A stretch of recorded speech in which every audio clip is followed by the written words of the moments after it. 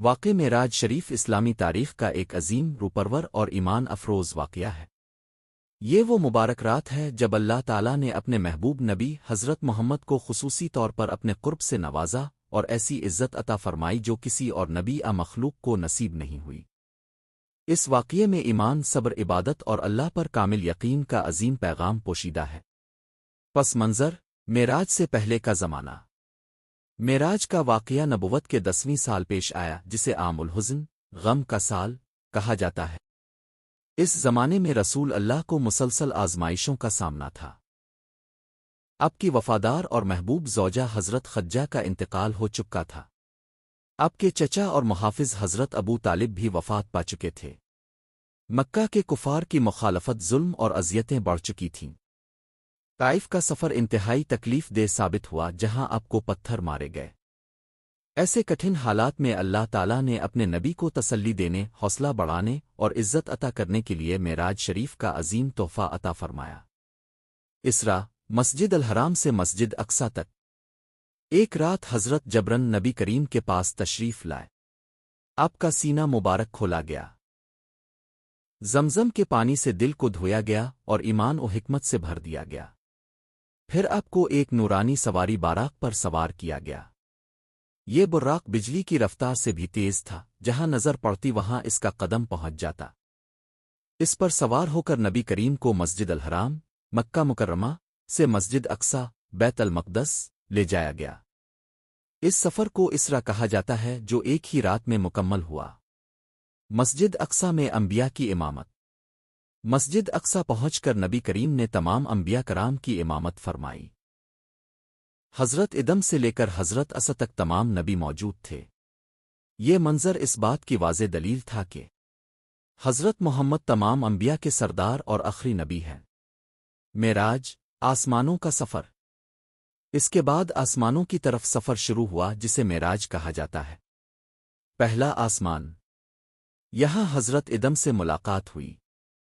انہوں نے نیک اولاد کو دیکھ کر خوشی اور نافرمان اولاد پر افسوس کا اظہار کیا۔ دوسرا آسمان۔ حضرت عیسیٰ اور حضرت سے ملاقات ہوئی۔ تیسرا آسمان۔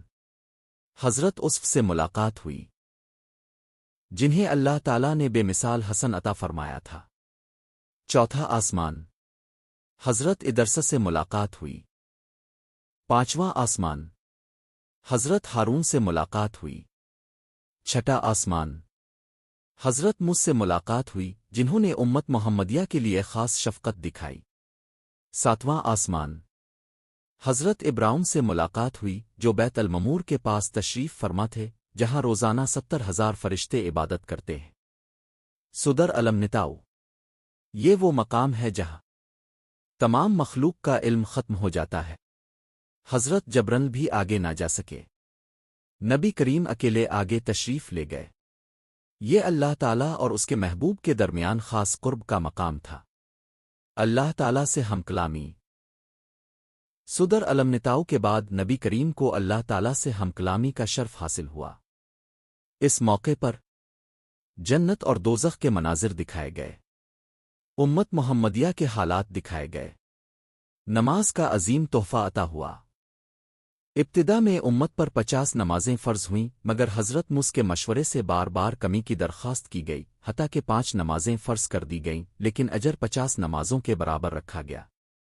معراج کے عظیم تحفے۔ 5 وقت کی نماز۔ سورۃ البقرہ کی آخری 2 آیات۔ یہ خوشخبری کہ جو شخص شرک کے بغیر فوت ہوگا، اللہ اسے معاف فرما دے گا۔ واپسی اور کفار کا رد عمل۔ نبی کریم اسی رات واپس مکہ مکرمہ تشریف لے آئے۔ جب صبح یہ واقعہ بیان کیا گیا تو کفار نے مذاق اڑایا اور انکار کیا، لیکن حضرت ابو بکر نے بلا تردد فرمایا، اگر محمد نے فرمایا ہے تو یقیناً سچ فرمایا ہے۔ اسی دن انہیں صدیق کا لقب ملا۔ واقع معراج سے حاصل ہونے والے اسباق۔ نماز مومن کی معراج ہے۔ اللہ صبر کرنے والوں کو بلند مقام دیتا ہے۔ آزمائش کے بعد راحت آتی ہے۔ ایمان غیب پر یقین کا نام ہے۔